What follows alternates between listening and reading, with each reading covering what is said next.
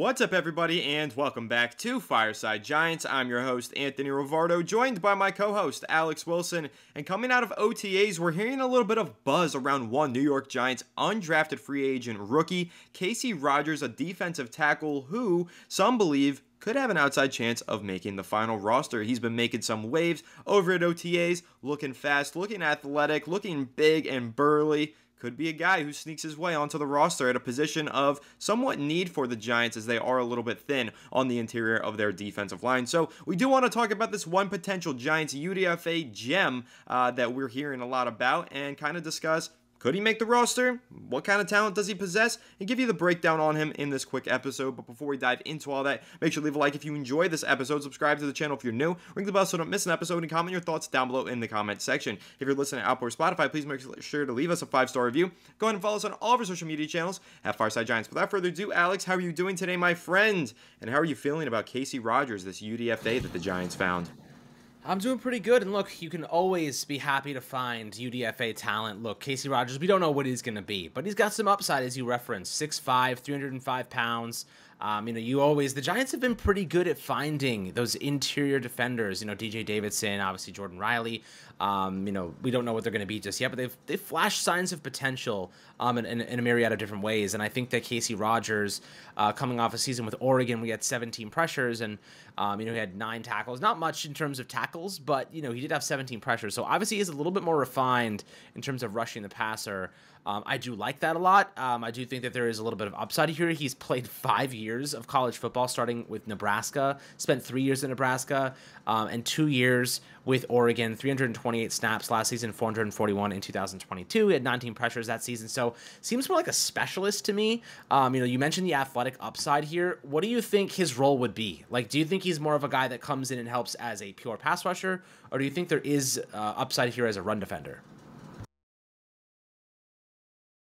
I think he has greater upside as a pass rusher. Casey Rogers is an athletic player who kind of plays in that 3-tech to 4-eye role. He doesn't really play over the center. He's not going to be playing that same role that kind of like Jordan Riley or Dexter Lawrence play, where they line up right in the middle of the defensive line and just push the center and the guards. He kind of plays between the guards and the tackles. So that's where you want those pass rushers, those guys, like, just to kind of put it into perspective, that's where Leonard Williams played. Where he played was between the guards and the tackles and did a tremendous job, of course, stuffing the run, but also pass rushing, because that's where you want your pass rushing interior defenders to be playing. That's where you could expect Casey Rogers to play. And again, his athleticism is very impressive. He ran like a 4.84 40-yard dash, which is pretty damn quick for a almost 300 pound defensive lineman. 6'4", 294 pounds, 32-inch arms, and a 4.84 second 40-yard dash.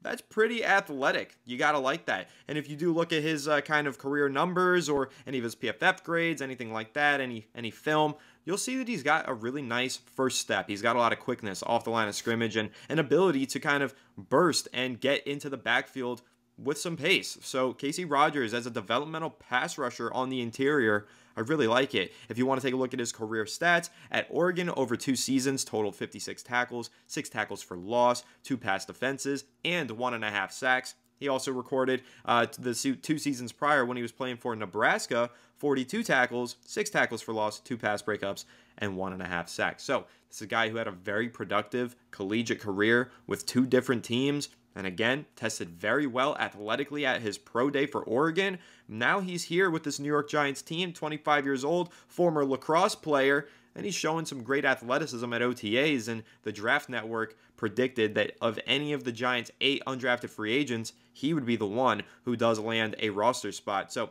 Alex, when you're looking at that interior defensive line, it's Dexter Lawrence. We like him. We know that he's a great, amazing, all-pro level player. Outside of him, we got Nacho, Rakeem Nunez-Roches. You've got Jordan Riley. You've got DJ Davidson. Like, those are some guys that we like.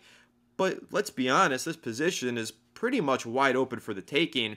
So there's nothing stopping a guy like Casey Rogers from stepping onto this team in the summer and fighting for a roster spot. How do you feel about the depth of the position? Do you think that does open a path for Rogers to make the final roster? And, do you feel like this could be a kind of slept on big position of need for the Giants?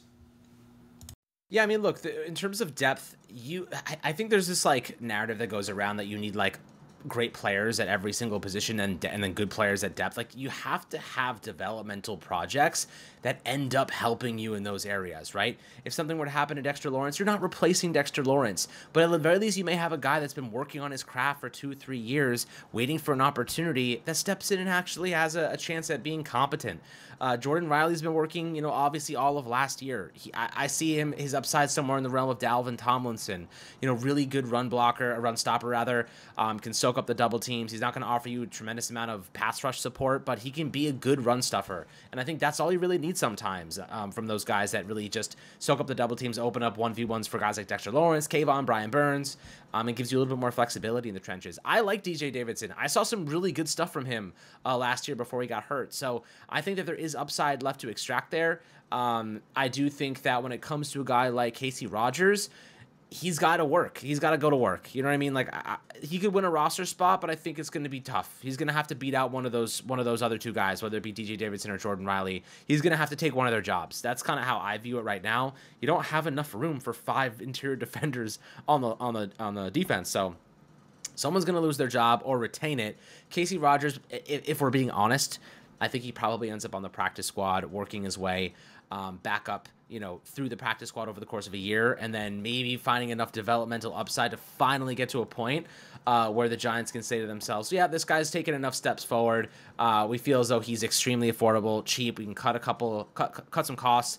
I know Raheem Nunez-Roche's his contract will expire after 2024, so the Giants will have a chance to say, well, we have guys in line to take over. Casey Rogers may be in a spot where he can take over one of those depth spots and then, kind of climb his way through the totem pole until eventually maybe winning himself a starting job. This is not a player that's going to step in and be a starter, but he's got a few developmental traits that I really like. And, one thing I do love is how athletic he is. You mentioned that a couple times. So I do think that the Giants are harping a lot more on athleticism. Look, you can't always get the top athletic players that have elite, intangible and, instincts and playmaking qualities. Sometimes you need to just go for, well, this guy's an athletic freak. We can develop that. We can mold that. We can mold a guy that you can't replicate in the weight room. That's where you let Andre Patterson get after it. That's where you say, hey, Andre, you're one of the best defensive line coaches in the game. Go take this freak athlete and turn him into something competent. That's where I look at and say, okay, that's kind of what I like. Similar to like Trey Hawkins, for what it's worth.